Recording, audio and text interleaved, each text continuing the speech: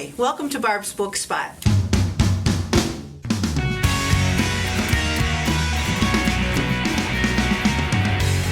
Hi, welcome to Barb's Bookspot.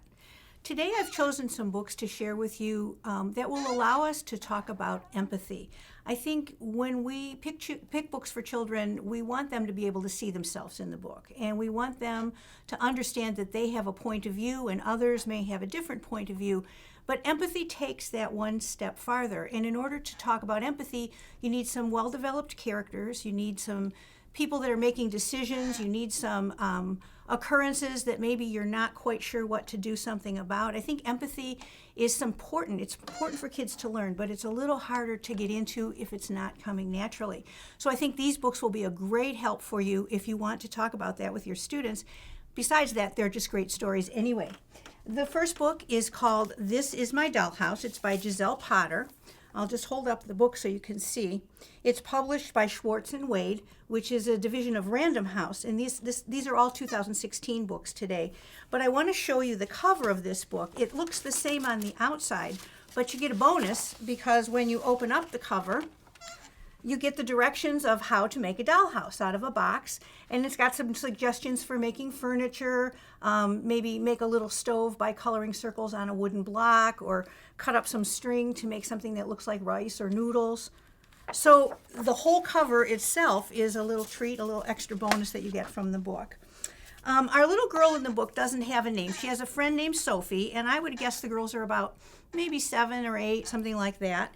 And the little girl who's telling the story has made a dollhouse out of a box, and she's very proud of her work. She's got little characters here that she uses for the family. You can see they're all very different. The little girls, the dolls, have names.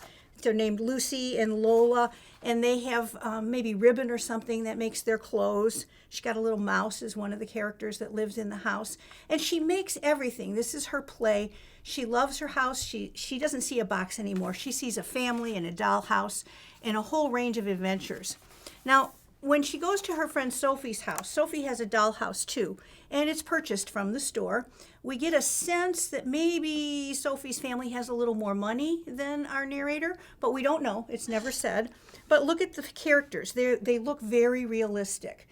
We have a mom and a dad and 2 children, the houseless white frame. And so they sit down to play with the house, and very quickly there's not much more to do. You know, the characters don't have names, there's nothing to make, everything comes with. The house has a table and chairs and a stove and little plates with food on them. So the girls get bored and they finally go outside. They just don't know, what to do with themselves. And all the while, our narrator's thinking, oh, I can't ever bring Sophie over to my house to see my crummy old dollhouse. It's in her mind, it's turned back into an old box, and it looks cheap, and it looks homemade. She's not saying these things out loud, but we know she's feeling them. We can see in her face. I worry the whole way home that I can never invite Sophie over. She would hate my dollhouse. So she's trying to put herself in the shoes of another. That's empathy, but she's not sure, right? So she's worried. Well, Sophie does come over one day, and she's really afraid about this dollhouse, so she covers it up with a big blanket, and she keeps suggesting other things to do. Sophie says, no, wait, let's play with this. And I want to read you this page. She peeks under. Oh, she cries, what about this? I itch my knees and swallow the lumps in my throat. So we're getting body language. We're getting those kind of reactions we feel when we're feeling tense or anxious. A child might relate to that. We see an active kind of participation in, how do I feel about what's going on here? And that's where empathy can start, when you can identify with somebody's feelings. Well, the girls have a wonderful time playing. In everybody's mind, the little box turns back into a dollhouse. They have a lot of fun creating things. They create an elevator out of a Dixie cup, and it all turns out fine. But I think there's a lot of room to question decisions and characters and other people's feelings, and how do we decide what others think or feel about us, and how do we decide when we're going to stand up for what we think or feel or not. I think this is a great selection to talk about those things. My next book is called A Bike Like Sergio's. This book is by author Maribeth Beltz, and it's illustrated by Noah Z. Jones. And again, we have children who have to make decisions. Our main character has a best friend. Ruben is the main character, and Sergio has got a new bike. And Reuben would really like to have a new bike, but he has lots of brothers and sisters, and he knows that that's probably not going to be his birthday gift. It's just not in the finance picture for his family. He doesn't know for sure if he needs it or wants it, but right now he feels like he really needs it. Everybody has a bike but me is his attitude. I'm going to tell you a little bit about the story before I show you the pictures. So Reuben is going to the store for his mother, and while he's standing in line waiting to buy the bread, a lady drops what he thinks is a dollar bill on the floor. So he goes and picks it up and quickly puts it in his pocket and says to himself, oh, she's gone too far anyway, I can't catch her. Well, he didn't really try to catch her. But the dollar's like burning a hole in his pocket. He's feeling, well, but it's only $1, so no big deal. He feels a little guilty about it. When he gets home after school that day, he goes to try to find the dollar, and he can't find it. He looks everywhere. He thinks he's lost it. So easy come, easy go. He was just excited about having the dollar, and now it's gone. So the first picture I'm going to show you is his next day at school. Oops, I lost my page here. And he says, I'll read the page to you here. The day stretches out. How many nickels in $1, Mr. Grady asks. How many quarters in a $5 bill? When the bell rings, I pack my backpack with my homework and notes and tell Sergio to ride home without me. So all day, he's thinking, oh, I had $1, now I don't have $1. I can't even start saving for my bike. So what's happened in his life has really colored the way he feels, and it's colored the way he's looking at his whole day. All right, he knows that sick feeling that you have when you lose something. Well, as the story goes on, he finds the dollar again. Actually, he had tucked it in his backpack, and when he unfolds it, it turns out it's a $100 bill, not a dollar bill. Now he feels really bad. $100, that's different. He starts to have second thoughts, and he doesn't know what he's going to do, and then his mom asks him to go to the store. And he knows if he goes to the store, there's a good chance he's going to see the lady in the blue coat again, and if she sees him, he's going to feel worse, and so this decision making, it's killing him. He's trying to figure out what to do. Well, he does go to the store. And wouldn't you know if the lady in the blue coat isn't there? And so let me just read you this page.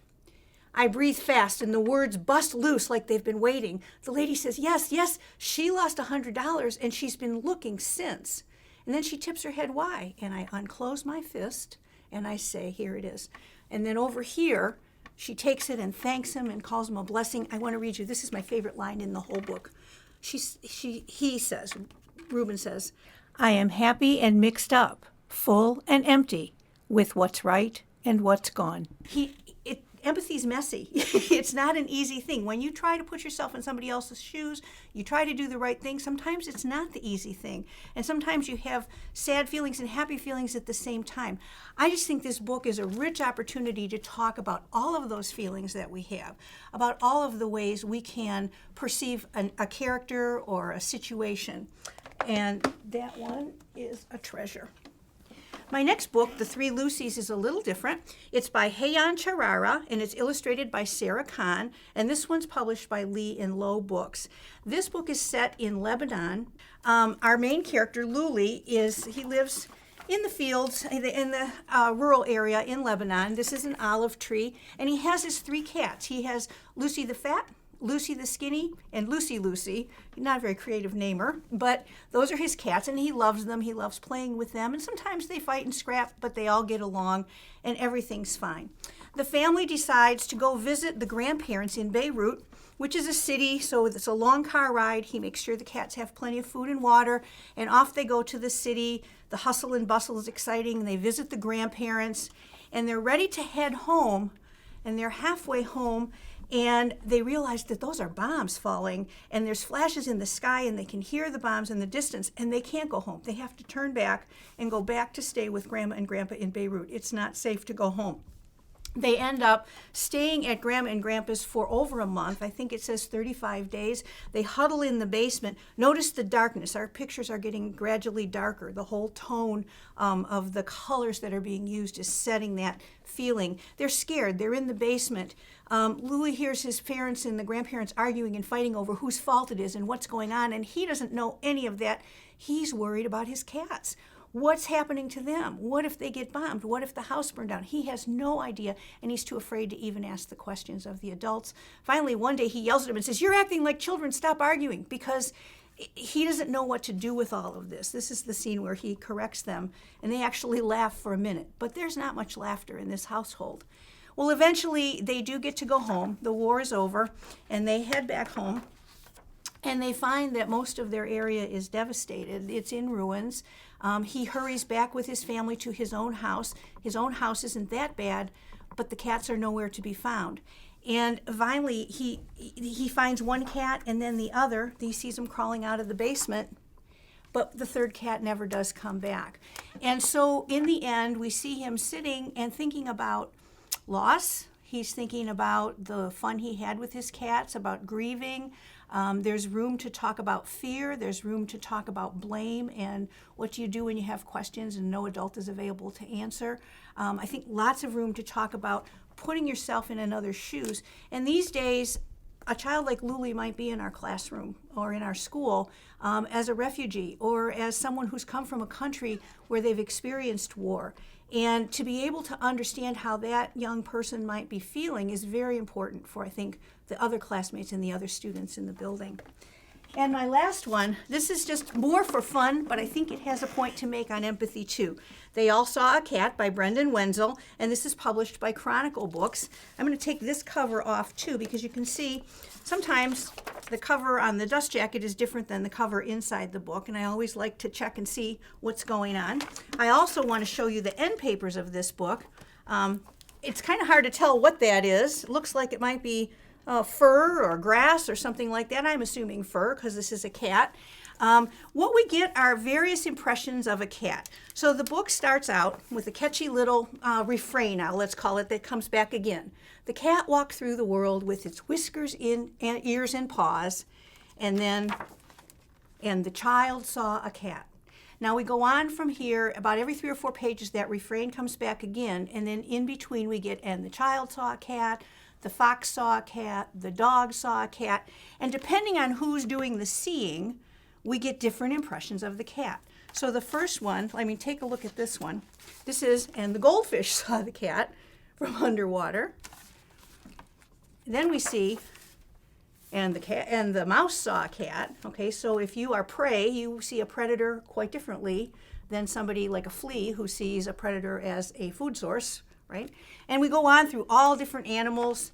And finally, this little composition, this composite view of the cat. They all saw the cat. At this point, the cat walks through the world with his whiskers, ears, and paws, and he comes to a pond at the end, and the last page asks, and what do you imagine he saw? Now, we know that the pond, the cat's going to be seeing himself. And I think that empathy maybe starts with, our understanding of empathy starts with how we see ourselves. If we have a good idea of who we are and how we see things, then it's a little easier to understand someone else and how they might be seeing things, and I think that's where we can come together. So very fun story. The repetition makes it easy to read, to maybe have somebody read along with you when you get to that line in the book. You don't have to go into the deep things, but it might be a good book to start off or end off a unit about empathy or point of view or understanding others. So those are my selections for today, and as always, happy reading.